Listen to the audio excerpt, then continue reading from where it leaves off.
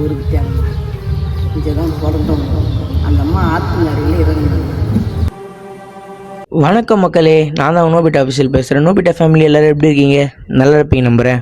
இன்றைக்கி வந்து பார்த்தீங்கன்னா நம்ம கேலண்டர் பார்த்தோங்க. கேலண்டர் பார்த்தப்போ தெரியுது இன்றைக்கி 17ஆம் தேதிங்க. 17ஆம் தேதி இருக்கட்டும், ஆடி 1ங்க. நீங்கள் தம்ப்ளைன்லேயே பார்த்துருப்பீங்க. நம்ம எங்கே போகிறோம்னு பார்த்தீங்கன்னா பெரியபாளையம் தாங்க போகிறோம். நம்ம பைக் எடுத்தோன்னா பார்த்தீங்கன்னா கூகுள் மேப்லாம் நம்ம போட்டாச்சுங்க. கிட்டத்தட்ட நம்ம வீட்டிலேருந்து 41 கிலோமீட்டர் காட்டுது. நம்ம வண்டி எடுத்துன்னு பறக்க ஆரம்பிச்சாச்சுங்க.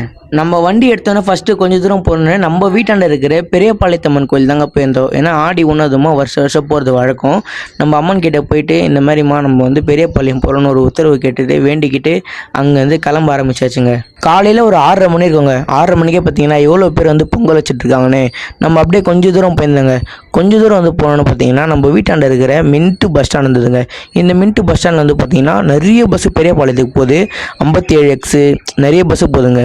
நீங்கள் இங்கேருந்து கூட வந்து பார்த்தீங்கன்னா பெரியபாளையத்துக்கு ஸ்ட்ரைட் பஸ் இருக்குதுங்க. ஒரு 1/2 hour 45 minutesல வந்து பார்த்தீங்கன்னா நம்ம மாதவரம் பஸ் ஸ்டாண்ட் வந்து ரீச் ஆயிடுச்சுங்க. இந்த மாதவரம் பஸ் ஸ்டாண்டில் வந்து பார்த்தீங்கன்னா நிறைய ஊருக்கு நீங்கள் டேரெக்டாக இப்போ எப்படி கோயம்பேட்டில் பஸ் அதிகமாக இருக்கோ, கிளாம்பாக்கத்தில் அதிகமாக பஸ் இருக்கோ, அதேமாதிரி வந்து பார்த்தீங்கன்னா மாதவரத்தில் பெரிய பஸ் ஸ்டாண்ட் இருக்குங்க. இங்கே வந்து பார்த்தீங்கன்னா நிறைய திருப்பதிக்கு பஸ் போகுதுங்க. நீங்கள் வந்து பார்த்தீங்கன்னா திருப்பதிக்கு இல்லை உங்கள் ஊருக்கு என்ன பண்ணால் கூட நீங்கள் மாதவரத்தில் வந்து பஸ்ஸு ட்ரை பண்ணலாம். நம்ம கொஞ்சம் தூரம் அப்படியே ட்ராவல் பண்ணி போயிருந்தோங்க. கொஞ்சம் தூரம் போனோன்னு பார்த்தீங்கன்னா ரெடில்ஸ் பஸ் ஸ்டாண்ட் வந்து ரீச் ஆகிடுச்சு. நம்ம வீட்டிலேருந்து காலையில் 6:30 கிளம்புனால வந்து பார்த்தீங்கன்னா பெரிய அளவு டிராஃபிக் இல்லைங்க. அதனால வந்து பார்த்தீங்கன்னா ரெடில்ஸுக்கு கொஞ்சம் சீக்கிரமாக ரீச் ஆகிட்டோம். ரெடில்ஸ் வந்து ஒரு கொஞ்ச நேரம் நம்ம ட்ராவல் பண்ணணும்னு பார்த்தீங்கன்னா ஒரு டோல்கேட் வந்ததுங்க.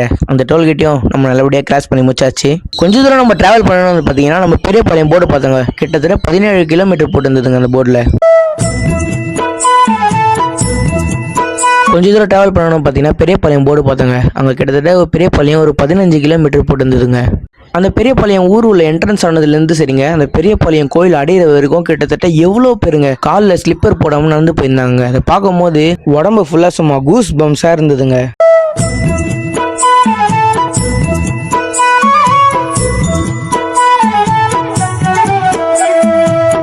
கொஞ்ச நேரம் வந்து பார்த்தீங்கன்னா அப்படியே இயற்கையை ரசிச்சுட்டு கொஞ்ச நேரம் அப்படியே நம்ம ட்ராவல் பண்ணி வந்துருந்தாங்க. கொஞ்ச நேரத்தில் வந்து பார்த்தீங்கன்னா செக் போஸ்ட் ஒன்று வந்தது.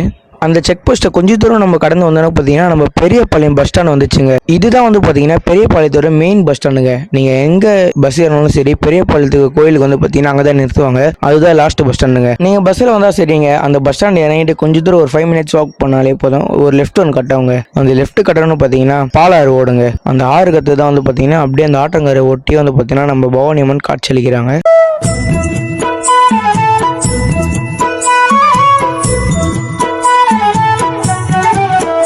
நம்ம பெரியபாளையம் ரீச் ஆயிடுச்சுங்க. பெரியபாளையம் ரீச் ஆயிடுறதோட பார்த்தீங்களா நம்மளுடைய அம்மன் கோவில். அப்படியே நம்ம அம்மன் கோயில் எங்கே இருக்குது பார்த்தீங்கன்னா சுற்றிலும் ஆற்றங்கரை. அந்த ஆற்றங்கரை ஒட்டின பெரிய பார்த்தீங்கன்னா நம்மளுடைய அம்மன் கோயில் அமைஞ்சிருக்கு.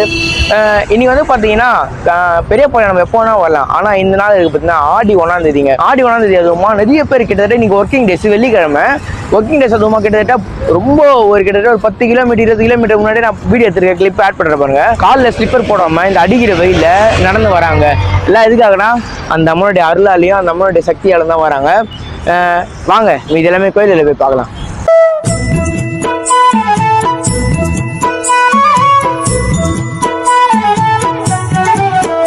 கோவிலோட ஆர்ச் வந்து பார்த்தீங்கன்னா சும்மா பிரம்மாண்டமாக வெளியே கட்டிட்டு இருக்காங்க. ஆடி மாதம்னாலே வந்து பார்த்தீங்கன்னா கூழ் தாங்க ஃபேமஸ்ஸு. பெரியபாளையத்தில் வந்து போனோன்னே வந்து பார்த்தீங்கன்னா கூழ் ஊற்றிருந்தாங்க. ஆடி மாதம் முதல் நாளமாக கூழ் வாங்கியாச்சு. 120 ரூபா சரிங்களா? கொடுங்க. கோயில் உள்ள என்ட்ரன்ஸ் பார்த்தீங்கன்னா நிறைய கடை இருந்ததுங்க. எலுமிச்சப்பழத்தில் மாலை, குழந்தைங்க வளர பொம்மை, அர்ச்சனைக்கு தேவையான தேங்காய் பழம், பவானி அம்மன் ஃபோட்டோ எல்லாமே இருந்ததுங்க அந்த இடம் ஃபுல்லாக. நானும் அப்படியே கூழ் குடிச்சிட்டு ஃபுல்லாக அந்த கடையை ரசிச்சுட்டு வந்தேங்க. பார்த்துக்கன்னு கோயில் உள்ள என்ட்ரன்ஸ் ஆயிடுச்சுங்க. இதுதான் வந்து பார்த்தீங்கன்னா மேற்கு துவார கோபுரம். நம்ம அம்மன் அந்த கோவிலை சுற்றி வரும்போது பார்த்தீங்கன்னா சைடில் ஃபுல்லாக வந்து நிறைய கோவில் இருக்குங்க. முருகர் கோவில், விநாயகர் கோவில், பெருமாள் கோவில், சிவன் கோவில்னு அங்கே கிட்டத்தட்ட வந்து பார்த்தீங்கன்னா எல்லா கோவிலும் அகட்டிட்டு இருக்காங்க. ஏன்னா வந்து பார்த்தீங்கன்னா புதுசாக கட்டுறாங்க. அங்கே இருக்கிறதுல வந்து பார்த்தீங்கன்னா சிவன் கோயில் மட்டும் தாங்க இருக்குது. கிட்டத்தட்ட வந்து பார்த்தீங்கன்னா நார்மல் டைமில் போகிறத விட இன்னைக்கு ஆடி 1ங்க. இத்தனைக்கும் பார்த்தீங்கன்னா ஒர்க்கிங் டேஸ். ஆனால் இன்னைக்கு வந்து கூட்டம் இருக்குது பாருங்க. கிட்டத்தட்ட சுற்றி விட்றாங்க. கோவில் உள்ள போயிட்டு அதுக்கடுத்து வந்து பார்த்தீங்கன்னா அந்த பிரிட்ஜ் மேலே ஏறி கீழே இறங்கி பார்த்தீங்கன்னா கிட்டத்தட்ட நீங்களே பார்த்துருப்பீங்க எவ்வளோ க்ரௌடுன்னு.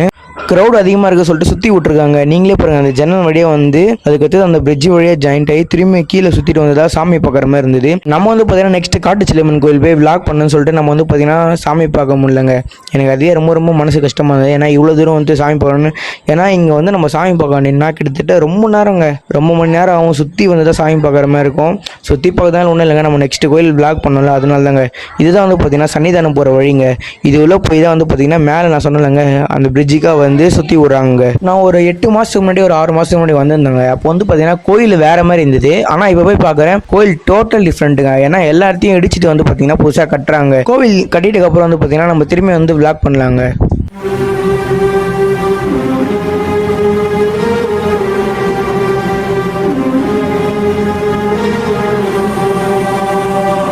இதுதான் வந்து பார்த்தீங்கன்னா கோயிலோட என்ட்ரன்ஸுங்க. நான் காமிச்சிடலங்க. ஃபஸ்ட்டு அந்த இடத்துல சுற்றிட்டு லாஸ்ட்டில் வந்து பார்த்தீங்கன்னா இந்த வழியாக தான் என்ட்ரன்ஸ் ஆகிறாங்க. இங்கேருந்தே வந்து பார்த்தீங்கன்னா நம்ம அம்மா கிட்ட வேண்டிக்கணுங்க, நெக்ஸ்ட் டைம் வந்து கண்டிப்பாக ஒன்று பார்க்குறேமான்னு. சரியான க்ரௌடு காய்ஸ், பாருங்க. உள்ளே நுழைய முடியாது இன்னைக்கு. நம்ம அப்படியே வெளியே இருந்தே பார்த்துட்டு தான் வீட்டுக்கு போக போகிறோம். அப்படியே உள்ளே பார்க்க முடியல ஜனம் சாமியை. ஆனால் மேலே பாருங்க, மேலே பார்த்தீங்களா நம்ம அம்மனே. இங்கே நம்ம அம்மனை தரிசிச்சுட்டு அப்படியே வீட்டுக்கு தான் போக போகிறோம். அம்மனை பார்த்துட்டு வெளியே வந்தோன்னு பார்த்தீங்கன்னா ஒரு தேர் ஒன்று இருந்ததுங்க. அந்த தேர் தாங்க பார்த்தோம். இவ்வளோ நேரம் வந்து பார்த்தீங்கன்னா இந்த கோவிலை சுற்றியும் இந்த கோவிலை பற்றி தாங்க வீடியோ பார்த்தோம். இந்த அம்மனுடைய வரலாறு பார்க்கலாமா?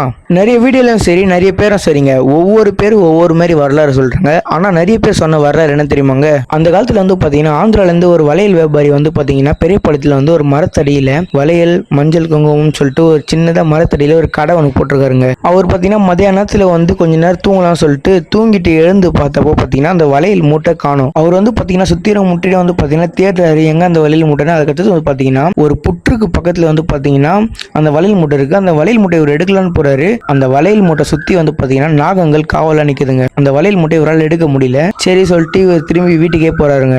வீட்டுக்கு போயிட்டு இந்த மாதிரி யோசிக்கிறேன், என்ன இது நம்மளால அந்த வளையல் மூட்டை எடுக்க முடியலன்னு யோசிக்கும் போது நைட்டு தூங்குறாரு. கனவுல வந்து பார்த்தீங்கன்னா பவானி அம்மன் வந்து அந்த வளையல்காரருக்கு காட்சி அளிக்கிறாங்க. நான் தான் பவானி அம்மன், நான் தான் அந்த புற்றுக்குள்ள இருக்கிறேன், எனக்கு கோவில் கட்டி வழிபடுங்கள், நான் எல்லாருக்கும் நல்லது செய்வேன் என்று சொல்றாங்க. அடுத்த நாள் வந்து பாத்தீங்கன்னா இவர் அந்த வளையல் வியாபாரி அந்த ஊர்ல இருக்கிற எல்லாரிடம் சொல்லி எல்லாரும் அந்த புத்தாண்டை போயிட்டு பாக்குறாங்க. அங்கிருந்து அனைத்து நாகமும் வந்து பாத்தீங்கன்னா வழி விடுது. அந்த புத்தை அகற்றி பார்த்தோன்னா பாத்தீங்கன்னா சுயம்பா வந்து பாத்தீங்கன்னா பவானி அம்மன் காட்சியளிக்கிறாங்க. இதுதான் வந்து பாத்தீங்கன்னா நிறைய பேர் வரலாறா சொல்லிட்டு இருக்காங்க.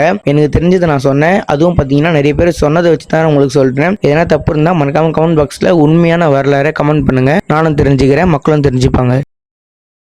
மக்களே, கோயில் அந்த சைடு இருக்குது. கோயில் விட்டு அப்படியே அந்த சைடு வெளியே வந்ததுக்கப்புறம் பார்த்தீங்கன்னா பக்கத்து சந்தில் வந்து பார்த்தீங்கன்னா எல்லா குழந்தைங்களுக்கு தேவையான பொருளும் மக்களுக்கு தேவையான பொருளும் சட்டி பானை கிட்டத்தட்ட A to Z எல்லாமே இருக்குது. குழந்தைங்களுக்கு தேவையான பொம்மையிலேருந்து சட்டி பானை, வீட்டுக்கு தேவையான அந்த கத்தி மத்து அந்த கரண்டி பாருங்கள் எல்லாமே இருக்குது.